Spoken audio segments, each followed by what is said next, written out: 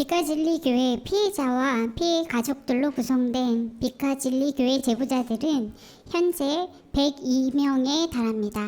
저희는 4월 28일 기독교 시민단체 평화나무를 통해 빛과진리교회의 실체를 세상에 알렸고 5월 5일 기자회견을 통해 김명진 목사가 법적 처벌을 받고 면직되어야 한다고 요구하였으며 교인들을 가족의 품으로 돌려보내라고 촉구한 바 있습니다.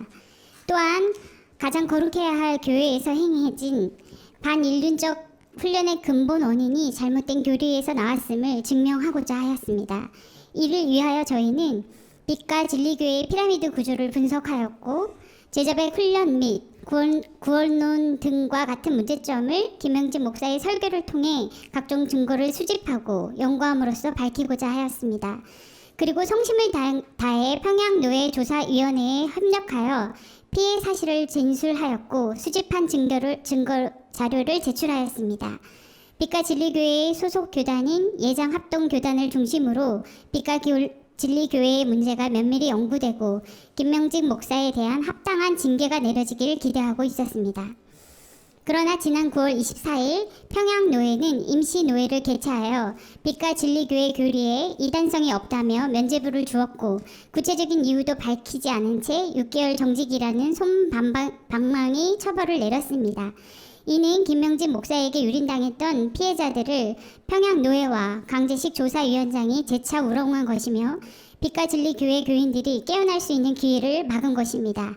이를 개탄하며 가해자 김명진 목사와 그를 감싸는 평양노회와 강제식 조사위원장을 규탄하고 이제라도 법과 원칙에 기초한 치리를 촉구하기 위해 이런 자리를 마련하였습니다. 오늘 증언대에 서신 3명의 피해 제보자 중 2분은 빛과 진리교회 내부 교인입니다. 2분은 이번 평양노회 임시노회의 결과가 피해자들에게 어떤 고통을 주었는지와 이에 반해 환영하는 교회 내부 분위기를 증언할 것입니다. 또 이번 조사위원회의 조사 과정 중에 조사위원장 강제식 목사의 바뀐 말들을 공개하며 원칙 없는 조사를 비판할 것입니다. 세 번째 제보자는 빛과 진리교회 김명진 목사를 영적 아비로 둔 교인의 가족입니다. 이분의 증언을 통해 빛과 진리 교인의 가족이 겪는 고통이 어떠한지 귀를 기울여 주십시오. 마지막으로 빛과 진리교회 피해자들의 손을 주었고 저희 제보자 모임을 이끌고 계신 이정훈 목사님께서 김명진 목사의 교리의 문제점을 밝히겠습니다. 저희 피해자들은 지금 사면초가에 빠져 있습니다. 하나님을 잘 믿고 믿음대로 살아보겠다고 빛과 진리교회에 갔지만 그곳에서 받았던 학대로 신체장애 1급, 정신장애 진단을 받은 피해자들이 2차 가해로 고통받고 있습니다. 빛과 진리교회에 있을 때 알지 못하고 당했던 학대를 기억하면서 나와서도 고통을 받고 있고 또다시 속을 것이 두려워 교회를 떠나는 피해자들이 많아지고 있습니다. 저희의 고통은 당연한 것이 아닙니다. 어쩌다 우연히 생긴 일도 아닙니다. 분명히 가해자가 있으며 그를 비호하는 교단의 구조적 문제가 있습니다. 빛과 진리교회 김명진 목사가 가해 사실을 인정하고 피해자들과 그 가족에게 사과했으면 좋겠습니다. 김명진 목사님 사과하십시오. 그리고 여러분께 거듭 호소합니다. 빛과 진리교회 피해자들의 아픔에 귀를 기울여 주시고 시선을 거두지 말아 주시기를 부탁드립니다. 이상입니다. 빛과 진리교회 김명진 목사와 평양노회는 피해자들을 더 이상 우롱하지 말라. 빛과 진리교회 피해자들의 모임인 빛과 진리교회 제보자들은 지난 9월 24일 목요일 임시노회 결과에 개탄하며 가해자 김명진 목사와 그를 감싸는 평양노회와 조사위원장 강제식 목사를 규탄하는 성명서를 발표합니다. 빛과 진리교회는 한국교회 유례가 없는 반인륜적인 훈련과 정통교회에서 수용할 수 없는 교리를 바탕으로 김명진 목사를 신격화하는 집단입니다. 리더십 훈련 중 뇌출혈 사고를 당해 장애 1급 장애 판정을 받은 피해교인을 비롯해 정신과 치료를 받고 있거나 상담 치료를 받는 등 그 상흔의 깊은 피해 교인들이 있습니다. 뿐만 아니라 왜곡된 성경 이해와 빛과 진리 교회의 비성경적인 구조로 빚어진 신앙적 혼란으로 신앙을 버리는 경우가 있을 만큼 심각한 폐해를 낳았습니다. 그럼에도 빛과 진리 교회 김명진 목사는 피해 제보자들에게 사과 한마디 없이 오히려 교회 음해 세력으로 신천지로 정치 세력으로 몰아갈 뿐 아니라 명예훼손으로 고소하는 등 제보자들을 겁박하고 있습니다.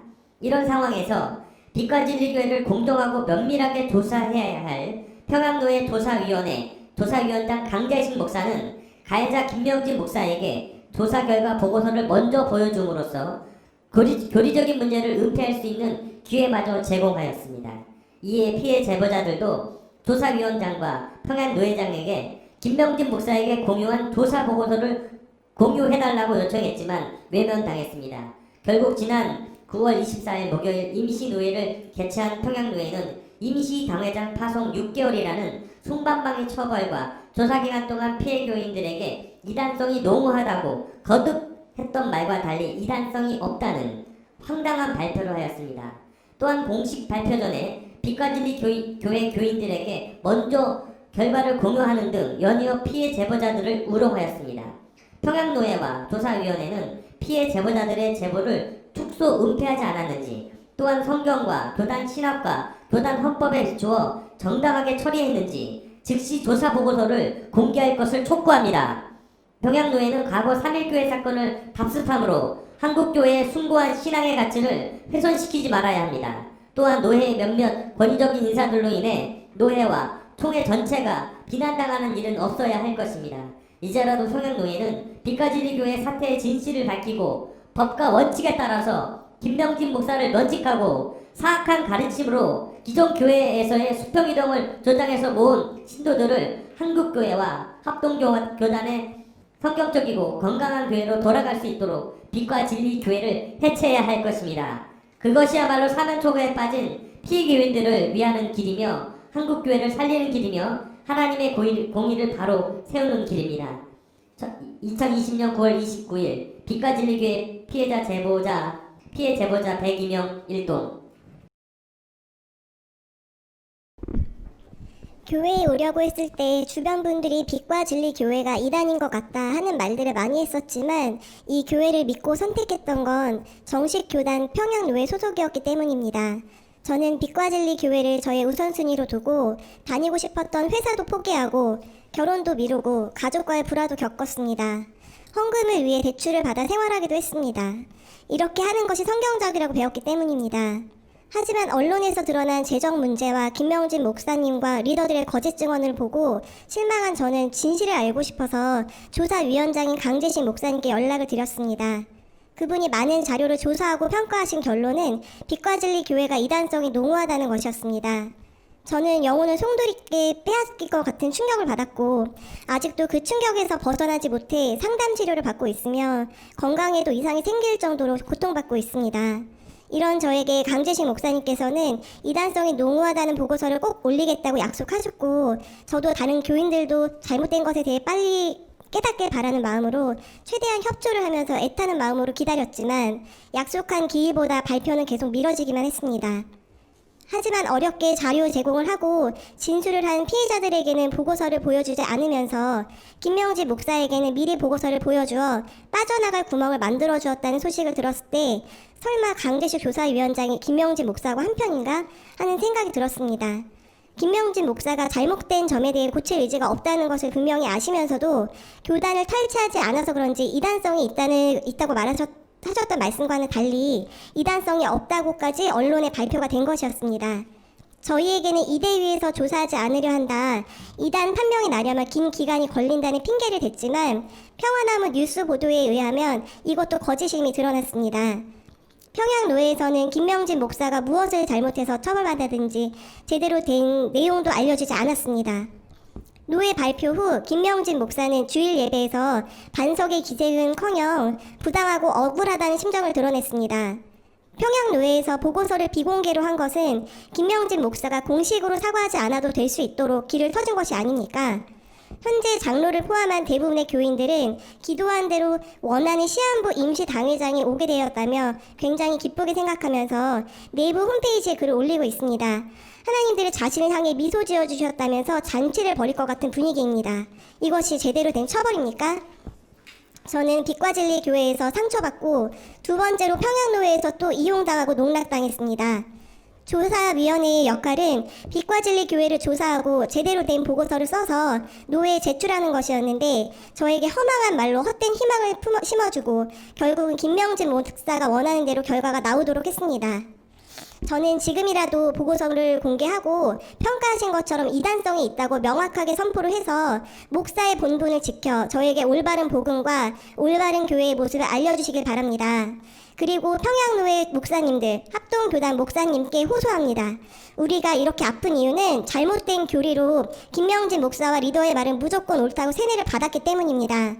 김명진 목사만 자식 감싸듯 봐주지 마시고 피눈물 흘리면서 고통받는 탈출 교인과 내부 교인들을 감싸주십시오.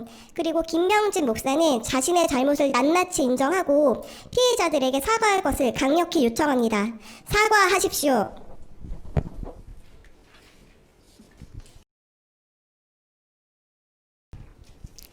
저는 빛과 진리 교회를 다니고 있는 일반 성도입니다. 빛과 진리 교회 때문에 한국 교회에 엄청난 비난이 쏟아졌고 여러 가지 피해가 발생했습니다. 그럼에도 노회에선 피해자들과 함께하는 분이 한 명도 계시지 않았습니다. 그간 조사를 한다는 명분으로 강재식 목사는 빛과 진리 교회의 일부 내부 교인들과 접촉을 하면서 여러 가지 발언을 한 바 있습니다. 이 점을 토대로 아래와 같은 문제점을 말씀드리고자 합니다. 첫째, 강재식 조사위원장은 조사 결과 보고서를 제보자가 아닌 김명진 목사에게 먼저 보여줬습니다. 공정한 조사위원장의 태도라고 보기 어렵습니다. 이러한 사항은 8월 14일 평화나무에서 기사로 보도되기도 하였습니다. 조사를 받고 있는 김명진 목사에게 보고서를 보여준 건 전혀 공정하지 못한 행태입니다. 자료 제공에 협조한 피해 제보자들에게 공개하지 않고 몇몇 빛과 진리교회 내부 교인에게만 보고서를 보여주었습니다. 조사위원회가 피해자들을 통해 피해 사실을 인지했고 자료 제공 등 조사에 도움을 줬는데도 불구하고 피해자들에게 보고서를 오픈하지 않았다는 사실에 참담함을 금할 수 없습니다. 김명진 목사를 불렀어요. 그래갖고 여기에 불러갖고 노회장이랑 셋이 앉아갖고 내가 저게 아니라 초안, 이게 초안인데 초안을 주면서 이제 무슨 얘기를 했냐면 자, 둘 중에 하나 먼저 얘기하자. 한 30분 읽으라 그랬어요. 둘째, 조사위원회 구성원 5명 중 첫날 3명을 배웠을 뿐 조사 과정 내내 강재식 위원장 독단으로 조사한 것에 공정성 등 신뢰를 얻기 어렵습니다. 빛과 진리교회 사태에 대한 조사위원회 구성원은 5명입니다. 빛과 진리교회 내부 제보자들은 그간 10여 차례 조사위원회와 만남의 시간을 가졌는데 그 대상은 위원회 중 강재식 목사가 유일했습니다. 다른 조사위원들이 저희가 제출한 자료를 보았는지와 각자의 의견을 제시했는지조차 의심스럽고 공정한 조사가 이루어졌는지 의심할 수밖에 없습니다. 셋째, 강재식 목사와 빛과 진리 교회 내부 제보자들 간의 대화에서 적절하지 못한 언급이 많았습니다. 대표적인 예로 강재식 목사는 만일 임시당회장으로 갈 경우 빛과 진리 교회의 장로들을 면직시킬 수도 있다는 발언을 하기도 했습니다. 예장합동교단에 속한 목사가 장로들에 대해 이렇게 할 수도 있다고 한 점은 법과 절차를 경시하는 발언입니다.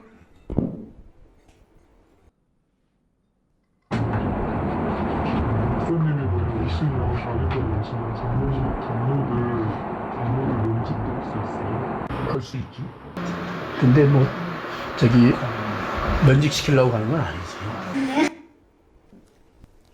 넷째, 강재식 목사는 빛과 진리 교회의 이단성을 알고 있었지만 이러한 점을 객관적으로 조사하지 않는 측면이 있습니다. 강재식 목사는 김명진 목사가 나이가 들어가면서 평창시대를 꿈꿨던 것 같다. 그것이 결국 이단의 수순이다 라고 말했습니다.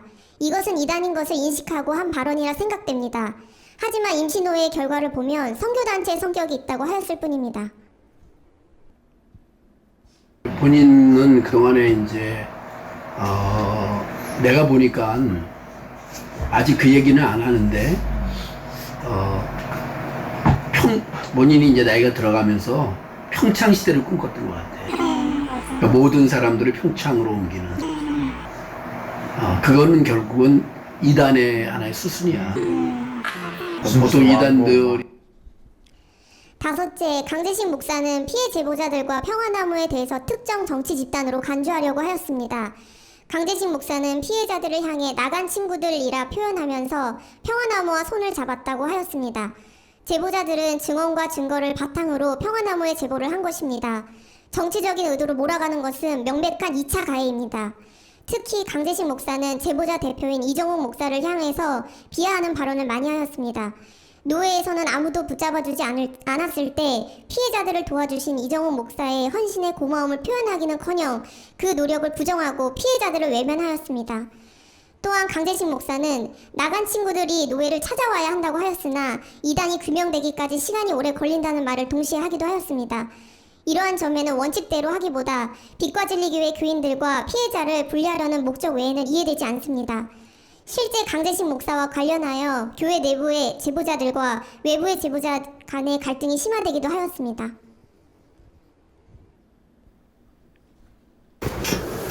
걔 좋은 애는 아니야. 걔는 교회 음해세력 맞아요. 교회 음해세력 맞고 그 나간 친구들이 걔랑 손잡은 것도 잘한 건 아니고, 그다음에 그 성결교 목사도 애가 똑똑하지도 않으면서 뭐 이단인이 이렇게 한 것도 문제가 있고, 그리고 그거는 이제 타 교단에 대해서 그렇게 쓰면 안 되는 거야. 그거는 그 교단이 알아서 하는 거고, 그런 부분들이고, 나간 친구들이 노예를 찾아와야지. 마지막 결론입니다. 빛과 진리 교회의 실체는 이미 너무나도 많은 사람들이 알고 있습니다. 평양노예가 법과 원칙에 따라 엄격하게 처리해야만 할 것입니다.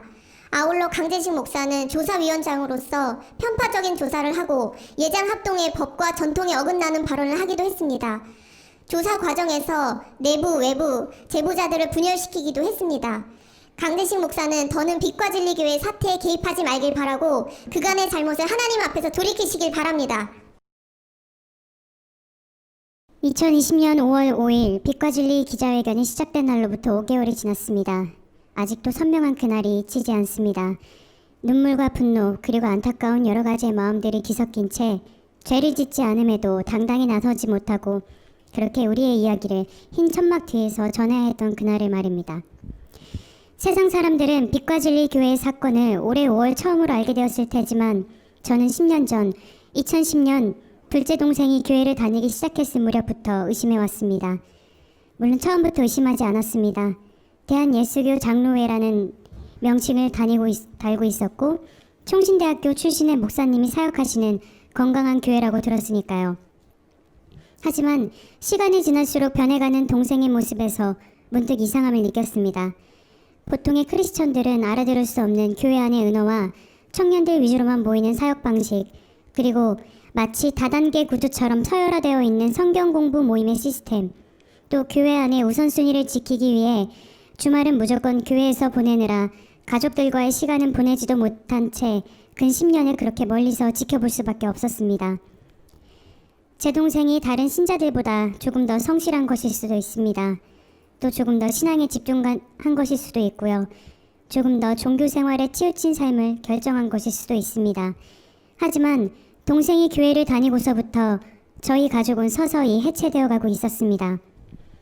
가장 큰 문제는 빛과 진리 교회에서 배운 패밀리 타이라는 개념입니다. 혈연의 가족을 육적 가족, 그리고 교인들을 영적 가족으로 분류시킵니다.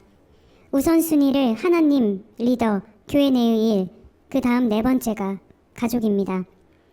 가족은 예수님의 제자가 되기 위해서는 반드시 극복해야 될 것이라고 세뇌시켜 가족과 멀어지게 합니다. 그리하여 낳고 길러주신 아버지가 아닌 영적 아비인 김명진 목사에게 복종하도록 만듭니다. 제가 그것을 깨달았을 즈음 교회의 내부 상황을 더 자세히 알고 싶었고 여러 목사님들에게 말씀드렸습니다. 하지만 돌아오는 답변은 그저 장로교이기 때문에 문제가 없을 것이라는 안일한 대답과 함께 되려 하나님을 믿지 못하는 저의 신앙심 때문이라는 정신적 폭력을 주는 말뿐이었습니다. 지난 5개월간 저는 동생을 위해서 많은 일들을 했습니다. 교회 앞에서 시위를 하였고 리더들과 장로들에게도 연락했습니다. 또 부모님을 모시고 부목사를 찾아가 우리 가족이 동생이 빛과 진리 교회에서의 종교 생활을 원치 않으므로 집으로 돌려보내달라 부탁했습니다. 그럴 때마다 빛과 진리 교인들은 동생이 가족에게 신뢰가 없어서 안타까울 뿐이라며 비꼬고 적반하장격으로 가족을 비난했습니다. 그 뒤로 동생과 소통이 단절되었습니다. 우리 가족에는 불화가 생겼으며 연로하신 아버지는 이 일로 쓰러지셨습니다. 어머니는 매일 울다 지쳐 모든 것을 포기하자고 하십니다. 이런 상황에서 동생은 그 교회에서 만난 형제와 결혼 준비를 강행하고 있습니다. 가족과 아무런 교류도 없이 결혼 소식을 통보하였고 부모님은 지쳐서 더 이상 아무런 저항도 하지 못하고 계십니다. 빛과 진리 교회가 하나님의 말씀대로 살 수 있도록 삶의 지혜를 도와준다고요? 가족과 멀어지게 만들고 이기적으로 행동하게 만드는 그곳이 정녕 교회입니까? 이쯤에서 궁금합니다.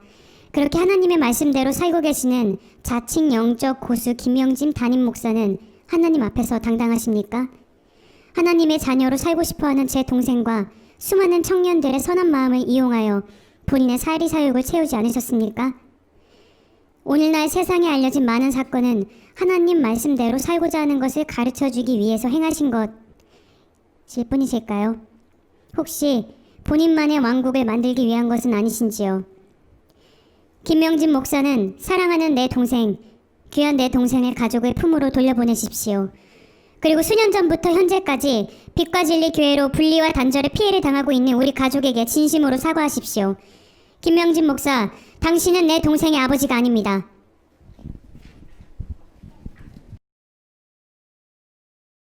빛과 진리 교회는 개척 초기부터 바른 성경 연구와 신앙의 성숙과 성화에는 관심이 없는 피라미드식 다단계 구조를 선망하였습니다. 초기에는 별다른 문제가 없었으나 신도수가 늘어남에 따라 군대와 유사한 계급 집단이 되면서 그 문제점이 여실히 드러났습니다. 빛과 진리 교회는 비성경적인 교리를 바탕으로 김명진 목사의 신격화, 공교회성을 파괴하는 영적 우월감으로 뭉친 반인륜적인 집단입니다. 빛과 진리 교회에는 정상적인 교회라고 볼 수 없는 심각한 반사회적이고 이단적인 교리가 존재합니다. 첫째, 김명진 목사는 인간이 신의 경지에 오를 수 있다는 영적 고수 교리를 설교해 왔습니다. 김명진 목사는 빛과 진리 교회 안에서 영적 고수 혹은 초절정 고수로 지칭됩니다. 김명진 목사는 신앙에도 스포츠나 무협지처럼 신앙의 단계가 있다는 이런 이단적인 가르침을 전파했습니다. 그래야 신도들은 김명진 목사를 신의 경지에 가까운 영적 고수로 추정하고 있습니다. 결국 빛과 진리교회 다단계 구조에 따라 김명진 목사는 빛과 진리교회에서 최고로 신격화된 존재가 되었고, 그를 추정하는 리더들조차 하위 신도들이 절대 복종해야 하는 권위적인 존재들이 되었습니다. 둘째, 김명진 목사는 빛과 진리교회 안에 영적 아비 사상과 영적 가계도를 구축했습니다. 김명진 목사는 영적 아비는 복음으로 사람을 낳은 사람이라고 이야기합니다. 신도들은 타 교회에서 신앙생활을 한 적이 있어도 빛과 진리교회식 복음을 들어야 했고, 빛과 진리교회 모임을 통해 구원을 받았다는 간증문을 새로 작성해야 했습니다.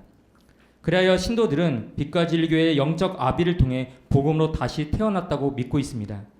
김명진 목사는 영적 부모와 육적 부모라는 개념을 통해 혈연 가족보다 영적 아비 김명진 목사를 의존하게 하고 순종하게 만들었습니다.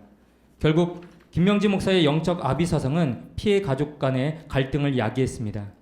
또한 영적 4세대라는 교리를 통해 영적 족보, 가계도를 설계하였고, 신도들은 자신을 빛과 진리교회로 인도한 자를 영적 아비로, 그 아비의 아비, 그리고 그 아비의 아비를 더욱 존경하고 복종하게 하는 구조를 구축하였습니다. 결국 거슬러 올라가면 빛과 진리교회의 창시자인 김명진 목사를 아비 중의 아비, 최고의 영적 아비로 인식하도록 세뇌시켰습니다. 그래야 김명진 목사는 하나님 혹은 예수 그리스도와 신도들 사이에 매개의 역할을 하거나 예수 그리스도와 자신을 사상 구조적으로 교묘하게 일치시키고 있습니다. 하지만 영적 아비 사상은 교회에서 결코 받아들일 수 없는 이단적인 사상입니다. 왜냐하면 성경에서 영적 아버지는 오직 하나님 한 분이시기 때문입니다. 셋째, 김명진 목사는 성경 구조를 왜곡해 리더십은 로드십이라는 교리로 신도들을 세뇌시켰습니다. 김명진 목사와 리더그룹의 말은 곧 하나님의 말씀이라고 신도들을 세뇌시켰고, 절대 복종시키고 또 노예로 전락시켰습니다. 빛과 진리교회에서 행해졌던 인분 먹이기, 자만 재우기, 39대 채찍으로 맞기, 쓰레기통에 들어가기, 차 트렁크에 갇히기, 찜질방 견딤 훈련과 같은 이런 비상식적이고 과학적인 신앙 훈련이 가능했던 이유는 김명진 목사와 리더들의 말이 곧 하나님의 말씀과 동일하게 여겨지기 때문입니다. 결국 리더십은 로드십이라는 교리는 김명진 목사의 최종 목표인 자기 신격화로 귀결되고 있습니다. 넷째, 김명진 목사는 신도들로 하여금 자신을 신적인 존재로 그루밍하기 위해 예수 코스프레를 자행했습니다. 김명진 목사는 자신이 예수님을 90% 닮았다, 70% 닮았다는 이런 황당한 궤변을 늘어놓았습니다.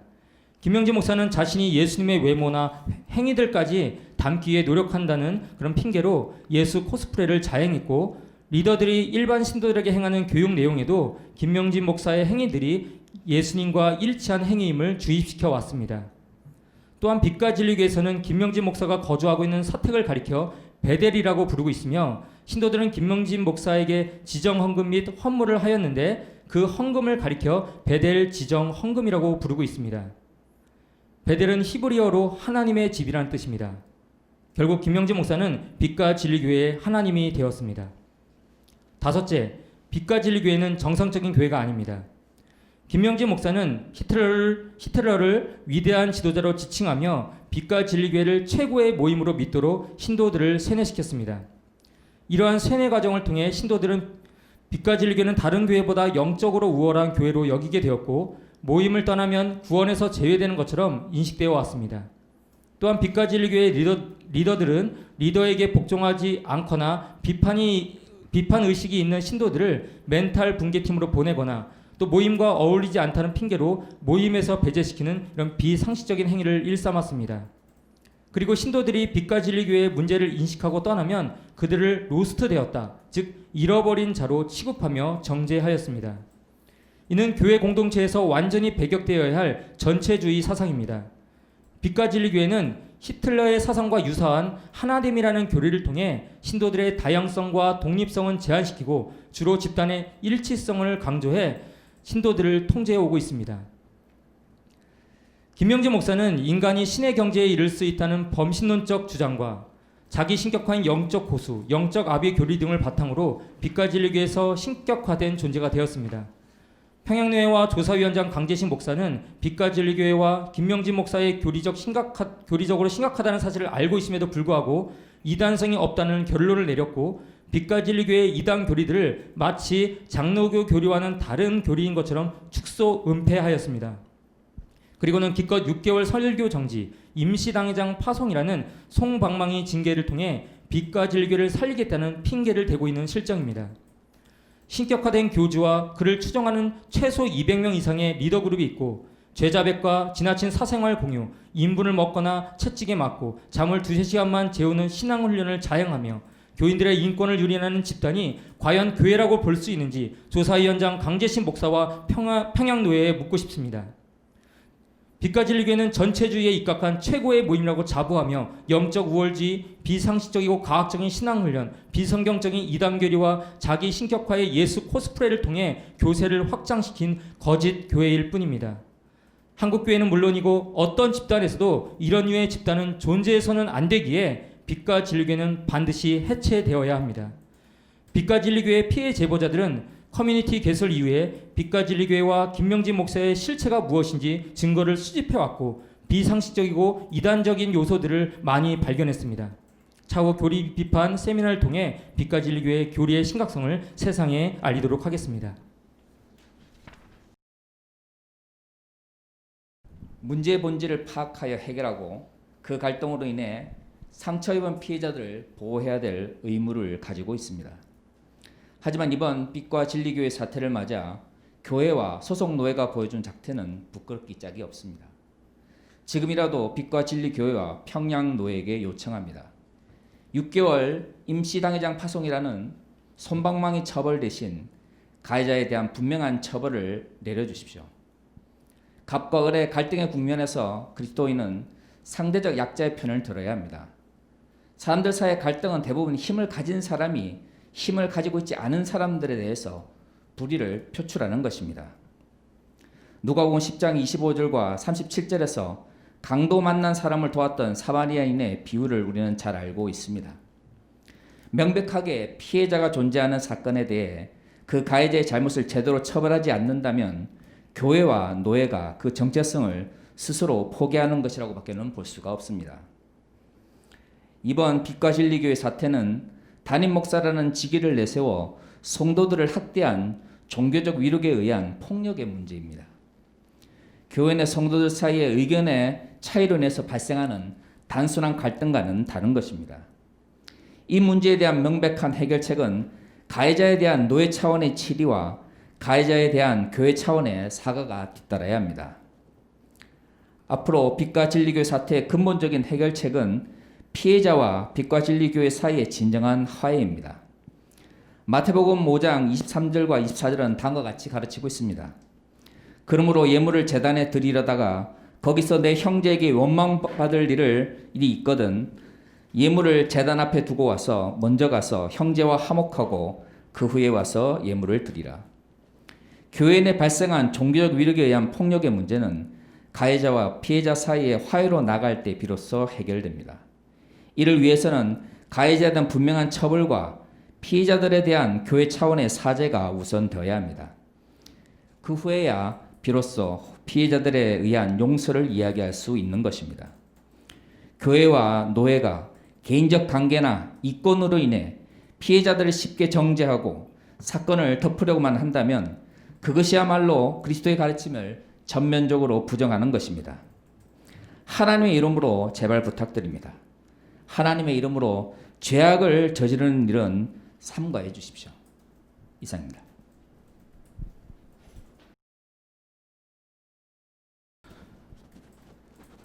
대한예수교 장로회 합동 평양노회 정말 지긋지긋합니다. 대한예수교 장로회 합동 평양노회 여러분들은 2012년 10월 7일을 기억합니까? 왕성교회 길자연 목사가 자신의 아들에게 교회를 세습하는 결정을 내린 공동의회가 열린 때입니다. 그때 개혁년들은 길바닥에 엎드려 세습 반대를 위해 애통하는 마음으로 호소했습니다. 당시 10,000명이 넘는 교회에서 단 1,530명이 참석하고 찬성 1,035명만 찬성한 이 세습이 진행되었습니다. 적법한 절차를 무시하면서도 세습을 감행했던 그때 여러분들이 벌인 탐욕의 시간을 기억하십니까? 대한예수교 장로회 합동 평양노회 여러분이 2016년 2월 2일을 기억하십니까?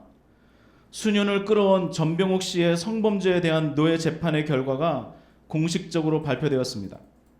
그러나 재판의 진행과 판결에는 심각한 하자가 있었습니다. 재판국은 수많은 피해자 증언에도 불구하고 평양노회의 판결은 가해자인 전병욱 목사를 미화하며 피해자를 전 목사의 작은 죄를 부풀린 거짓된 사람들이라고 몰아붙였습니다. 결국 전병욱 씨에게 공직정지 2년, 강도권 정지 2개월이라는 솜방망이 처벌을 내렸고 지난 2004년부터 2009년까지 목회실 안에서 여성도에게 국왕성교를 강요하고 예배 시간에 찬양대원의 몸을 더듬는 등 상습적인 성추행을 일삼은 전병욱 씨에게 면죄부를 주었습니다. 그리고 2020년이 되었습니다.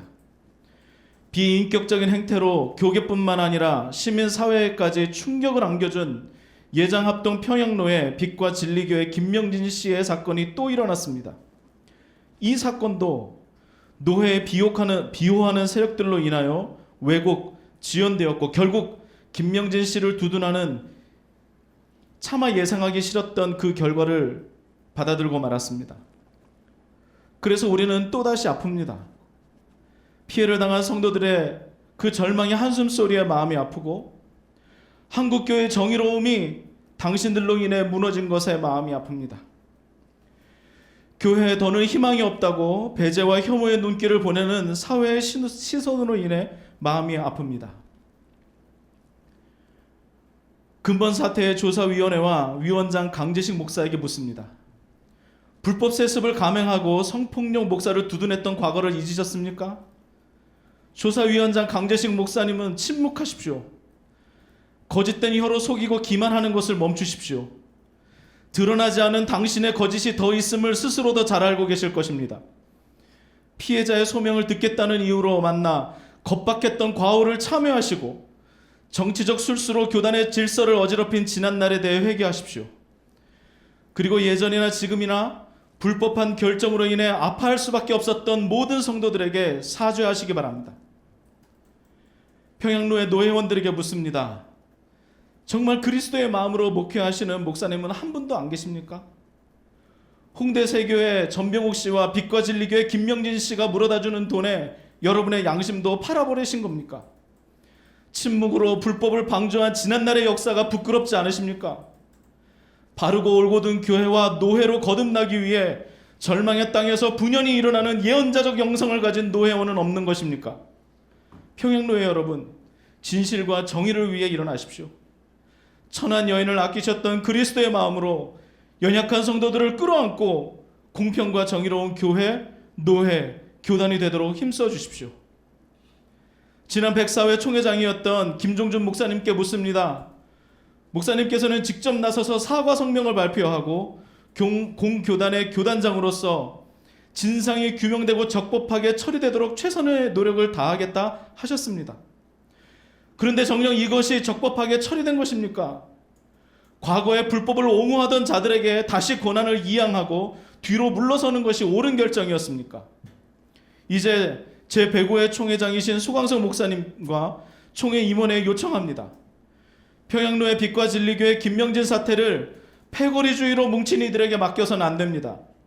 객관적이고 납득이 갈 만한 조사위원을 통해 다시 조사하고 김명진 씨를 신속하고 적법하고 바르게 치리하며 이를 총회의 권위로 결정을 내려주십시오. 교회개혁실천연대는 김명진 씨가 바르게 치리되기까지 목소리 내기를 주저하지 않을 것이며 그로 인해 피해를 당한 억울하고 연약한 성도들이 다시 회복될 때까지 함께하는 일에 최선을 다할 것입니다. 감사합니다.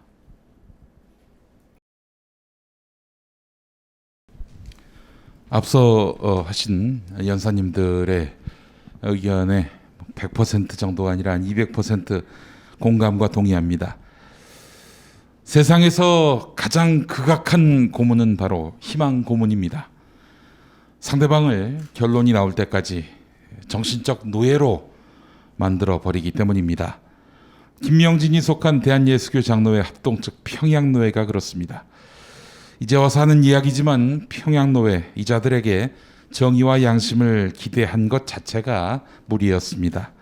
이미 교인 성추행 사건을 무마해준 노회, 그리고 그 인물, 그 시스템에 무슨 희망을 걸 수 있겠습니까? 특히 강제식은 진상조사위원장을 맡았지요. 그가 진상조사위원장을 맡았다고 했을 때 코웃음을 쳤습니다. 전병욱을 구제해줄 당시 노 회장이었거든요. 그러나 정말 실오라기와도 같은 마지막 기대를 걸었습니다. 강제식은 전병욱 때와는 다를 것이다 이렇게 약속했습니다. 그리고 김명진이 이단의 다름 아니다 이렇게까지 진단했습니다. 그러나 그들은 김명진에게 진상조사 결과 내용을 먼저 보여줬고 이미 김명진 추종자의 입에서 나오듯 가장 우호적인 결론을 내렸습니다. 속았습니다.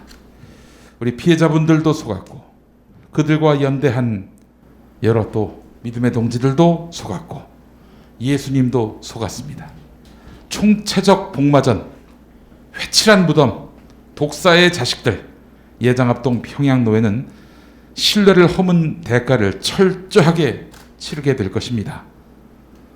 평화나무는 포기하지 않고 가용한 모든 수단으로 슬피 울며 이를 갈게 해주겠습니다. 우리는 포기하지 않겠습니다. 이상입니다.